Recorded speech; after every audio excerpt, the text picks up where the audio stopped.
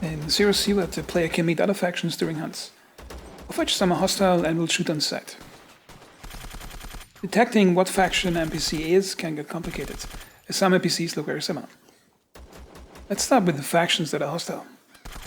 These are bandits and hunters. Bandits appear near points of interest. They are never alone and appear in groups of at least 2. The weapons are Soviet 20th century designs and civilian shotguns.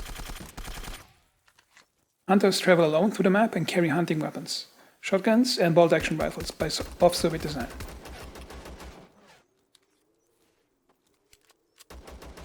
These 2 factions are not hostile to each other.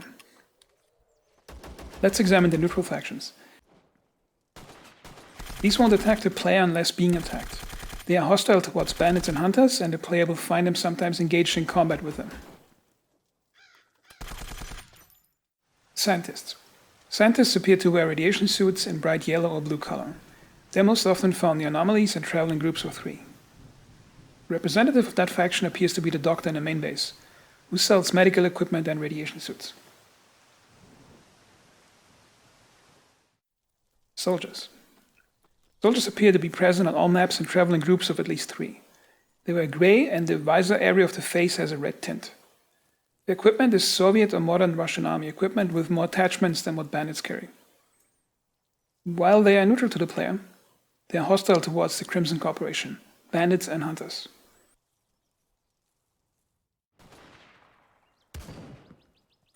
They can often be spotted in gun battles with enemy factions, which creates an opportunity for the player to get loot from green army corpses without engaging in combat. A representative of the soldiers appears to be the green army NPCs in the main base. Crimson Corporation. The Crimson Corporation appears to be the equivalent of the USAC in Escape from Tarkov, a private military force. They wear red clothes with a light green visor. The weapons carried by them are Western designs.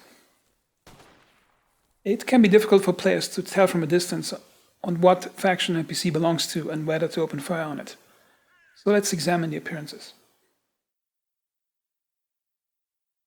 The easiest mix-up are Hunters and Crimson Corporation NPCs, because their colors are similar.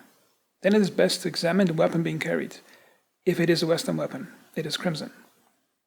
This information may be evident for experienced Escape from Tarkov players. However, for those who are not, another quick identifier is the visor. The Hunter visor is narrower.